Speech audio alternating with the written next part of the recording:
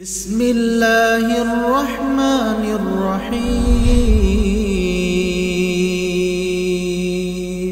الحمد لله رب العالمين والصلاة والسلام على نبينا محمد وعلى آله وصحبه أجمعين وبعد فعن أبي أيوب الأنصاري رضي الله عنه أن رسول الله صلى الله عليه وسلم قال من صام رمضان ثم أتبعه ستا من شوال فكأنما صام الدهر كله رواه مسلم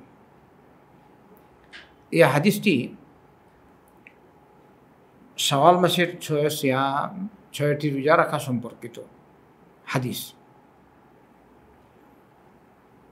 আবু আইয়ুব আল আনসারী রাদিয়াল্লাহু আনহু বর্ণনা করেন, আল্লাহ রাসূল সাল্লাল্লাহু আলাইহি ওয়াসাল্লাম বলেছেন, যে ব্যক্তি রমজান মাসে সিয়াম পালন করল তারপরে শাওয়াল মাসে 6টি সিয়াম পালন করল, ফাকাআন্নামা সামা আদ-দাহরা কুল্লাহু, সে যেমন সারা বছর সিয়াম পালন করল। সুবহানাল্লাহ। একটা মানুষ রমজান মাস কমপ্লিট সিয়াম পালন করেছে। আল্লাহ রাব্বুল আলামিন বলেছেন, মান জাআ বিল হাসানাতি ফালাহু আশরু আমসালিহা, কেউ যদি একটি নেক আমল করে আল্লাহ তাকে এক নেকির বদলে 10 নেকি দান করে। এবারে রমজান মাসে আপনি সিয়াম পালন করলেন, তাহলে যেমন আপনি 10টি মাস সিয়াম পালন করলেন। সুবহানাল্লাহ, 10 গুণ বেশি সব।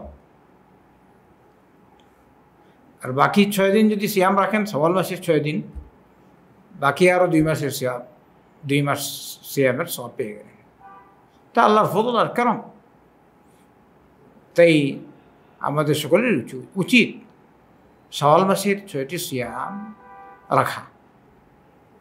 মুহাম্মদ সাল্লাল্লাহু আলাইহি ওয়াসাল্লাম কি বলেছেন, আপনি রমজান মাসে সিয়াম পালন করলেন, সিয়াম হয়ে গেছে রমজান মাস, তারপরে 6টি সিয়াম রাখলেন শাওয়াল মাসে।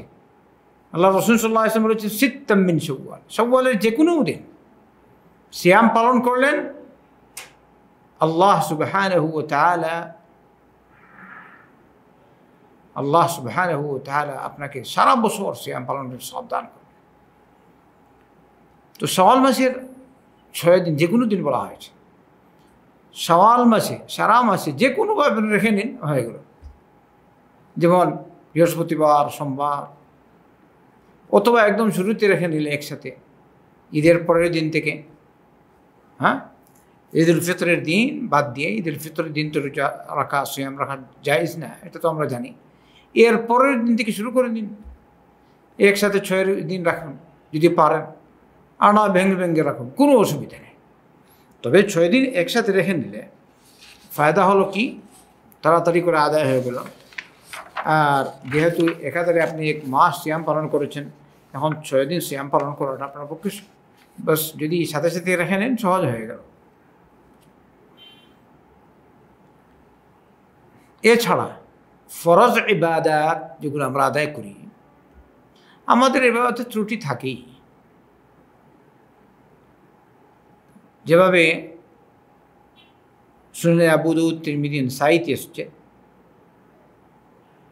আল্লাহ সুবহানাহু ওয়া তাআলা বলবেন, উনজুরু হাল লিআবদি মিন তাতাওয়্যু, মানে ওই যে প্রসিদ্ধ হাদিস, কাল কিয়ামতের দিন সর্বপ্রথম হিসাব নেওয়া হবে সালাতের। তো ফরজ সালাত যদি ঠিক থাকে তো আলহামদুলিল্লাহ সব ঠিক। যদি ফরজ ত্রুটি হয় তাহলে আল্লাহ কি বলবেন, উনজুরু হাল লিআবদি মিন তাতাওয়্যু, দেখো তো আমার বান্দার নফল ইবাদত আছে কিনা, নফল সালাত আছে কিনা, নফল ইবাদত। বলছেন, ফায়ুকাম্মালু বিহা মান তাকাসা মিনাল ফরিয়্যিদাহ সুম্মা ইয়াকুনু সাইরু আমালিহি কাযালিকা। তারপরে আল্লাহ রাব্বুল আলামিন নফল ইবাদতের মাধ্যমে ফরজ নামাজের যেসব বা ফরজ ইবাদত যেসব ত্রুটি ছিল ওগুলো পূরণ করে দিবেন।